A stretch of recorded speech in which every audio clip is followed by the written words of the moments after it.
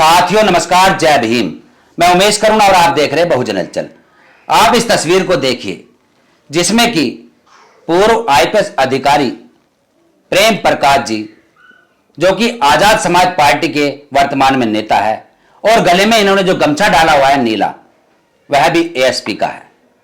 और आज यह प्रेम प्रकाश जी, जो कि मेरठ के अंदर घटना हुई, पूरे देश के अंदर हल्ला मचा हुआ है कि अविनाश पांडे, जो कि एसएसपी मेरठ के कप्तान हैं, उन्होंने जो दलितों के ऊपर लाठीचार्ज की और बंदी वाहन में जो रवि गौतम नाम के इस युवक के ऊपर लाठीचार्ज की, पिटाई की, थप्पड़बाजी की, पूरे देश भर में चर्चा हो रही है।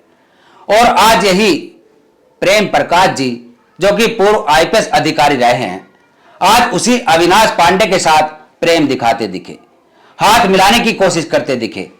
वहीं इसको लेकर सोशल मीडिया पर काफी तेजी से लोग अपने अपनी प्रतिक्रिया दे रहे हैं।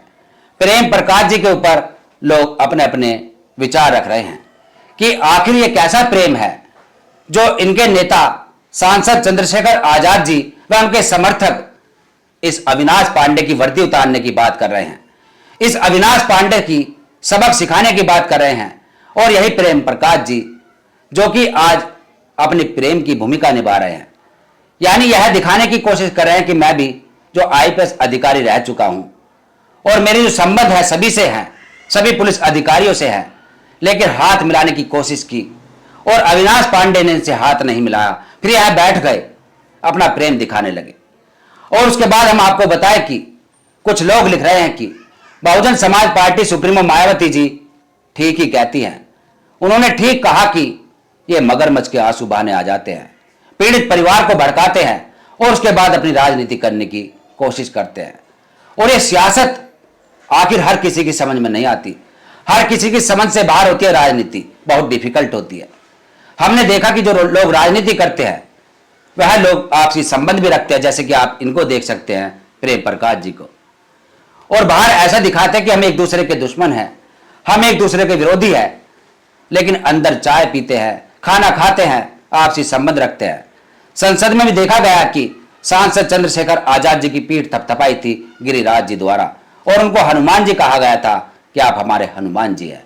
यानी इस प्रकार से दिखाया जाता है, और बाहर कुछ और अंदर कुछ और।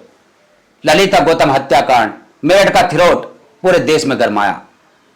जो पीड़ित पक्ष है, न्याय की उम्मीद लेकर जो प्रदर्शन कर रहे थे डीएम कार्यालय पर, उनके ऊपर जो मारपीट की गई पूरे देश में गरमाई।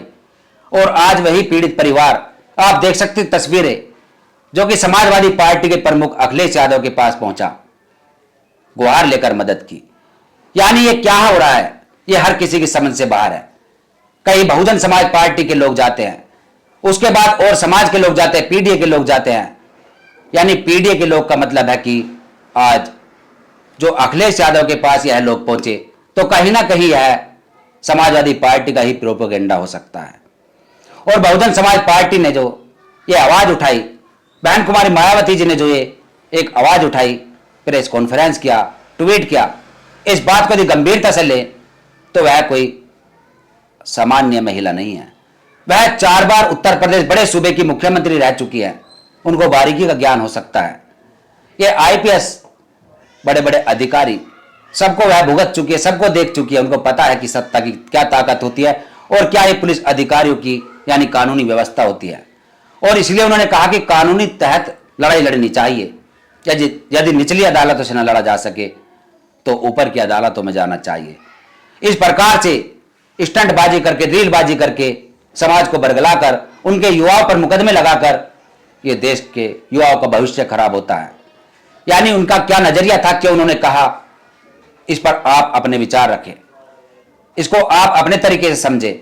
और वहीं दूसरी तरफ जो चंद्रशेखर आजाद ने अपनी बात रखी कि आप भी घड़ियाली आंसू बहाने आ सकती है, आपको किसने रोका।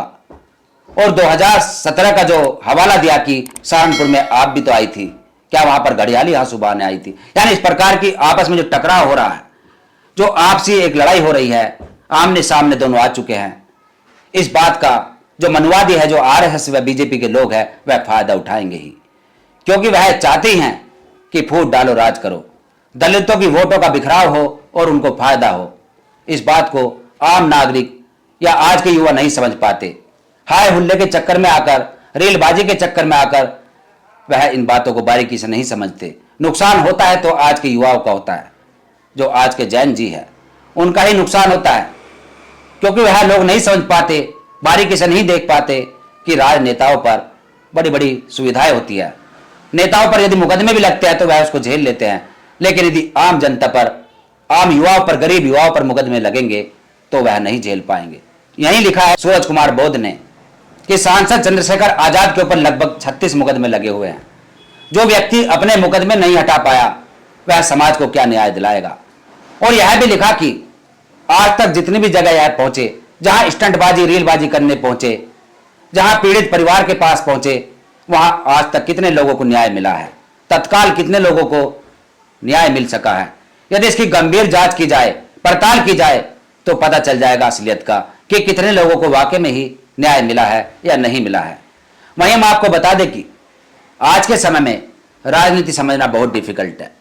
जिन लोगों को हम अपना समझते हैं वो वही लोग विरोधी पक्ष में जाकर अंदर खाने सेटिंग कर लेते हैं, यह भी बातें हैं। और वहीं हम दूसरी तरफ चलते हैं, कुछ लोग हवाला दे रहे हैं कि मान्यवर साहब कांचीराम जी ने भी प्रदर्शन किए थे, उनकी 2-4 फोटो वायरल की जा रही है कि वह भी चाहते थे कि जब सड़कें सुनसान हो जाए तो संसद आवारा हो जाती है। इस बात का हवाला दिया जा रहा है। डॉक्टर बाबा साहब अंबेडकर जी के प्रदर्शनों का भी हवाला दिया जा रहा है, लेकिन वह हिंसा नहीं चाहते थे। उनको पता था सत्ता की ताकत का, उनको पता था कानूनी व्यवस्था का, और इसलिए वह चाहते थे कि कानूनी लड़ाई लड़नी होगी संवैधानिक दायरे में रहकर। यदि मार काट से या तलवारों से या बंदूकों से लड़ाई लड़नी होती तो फिर संविधान बनाने की ही क्या जरूरत होती। तो फिर वही तानाशाही राज हो जाता, वही मुगलों वाला शासन हो जाता कि लड़ो अपनी बाजू की ताकत से। लेकिन आज संविधान है तो संवैधानिक लड़ाई ही लड़नी होगी। वहीं हम आपको बताएंगे कि आज के समय में जो हम देख रहे हैं कि समाज का आज ध्रुवीकरण हो रहा है, समाज की वोटों का ध्रुवीकरण हो रहा है। कुछ कहावतें हैं कि जब गांव के अंदर प्रधानी के चुनाव होते हैं उस वक्त जो चतुर्थ किस्म के लोग होते हैं, जो अपर कास्ट के लोग होते हैं, और वहां किसी यानी कि रिजर्व सीट पर चुनाव लड़ना होता है, 2 दलित जब चुनाव लड़ते हैं तो एक ही परिवार के यानी एक ही कुनबे के 2 लोगों को चुनाव लड़वा दिया जाता है, और एक अपनी कठपुतली यानी कि उसको चुनाव लड़वा देते हैं जो उसकी बातें मानेगा। और दोनों ही जो एक परिवार के लोग होते हैं उनकी वोटों का ध्रुवीकरण हो जाता है, वह हार जाते हैं और उनकी कठपुतली जीत जाती है। और आज भी यही हो रहा है कि उत्तर प्रदेश के अंदर यह ध्रुवीकरण हो रहा है वोटों का। दलित राजनीति हाशिए पर आ रही है। इस बारे में आपने देखा होगा कि जैसे कि प्रेम प्रकाश जो पूर्व आईपीएस अधिकारी रहे हैं, और एक दूसरे बीपी अशोक जी पूर्व आईपीएस अधिकारी रहे हैं, बहुत ही शातिर होते हैं, पढ़े लिखे होते हैं, शिक्षित होते हैं, और ये अपना काम निकालने के लिए किसी भी हद तक जा सकते हैं। पहले भारतीय जनता पार्टी में गए थे प्रेम प्रकाश जी, उसके बाद आज आज़ाद समाज पार्टी में आ गए, और यह चाहते हैं कि कोई विधायक या सांसद बन जाए, राज्यसभा पहुंच जाए, तो इनका जो बुढ़ापा है वह भी ठीक प्रकार से कट जाए, कुछ नाम हो जाए। और इसलिए यह जब ड्यूटी पर होते हैं, नौकरी में होते हुए कभी समाज की लड़ाई इस प्रकार गंभीरता से नहीं लड़ते दिखाई देते, कभी सड़कों पर आते नहीं दिखाई देते क्योंकि नौकरी में होते हैं। और रिटायर्ड होने के बाद यह दिखाते हैं कि हम समाज के कितने बड़े हितैषी हैं, और यह समझाने की बजाय समाज को ध्रुवीकरण करने में अपनी अहम भूमिका निभाते हैं। इनके अंदर दिमाग है, पढ़े लिखे शिक्षित है, बुद्धिजीवी है, तो इस वोटों का जो ध्रुवीकरण हो रहा है इस बात को क्यों नहीं रोक पाते, क्यों समाज को बंटने से नहीं रोक पाते। और आज इनकी यदि इस बात में इस प्रकार की बातें देखने को मिल रही है कि ये अविनाश पांडे से मिल रहे हैं, तो इसमें आपका क्या सोचना है, क्या राय है, कमेंट्स में अपनी बात जरूर लिखें और देखते रहे बहुजन हलचल। फिर मिलेंगे एक ऐसी खबर के साथ। जय भीम, जय भारत, जय संविधान, जय विज्ञान। धन्यवाद।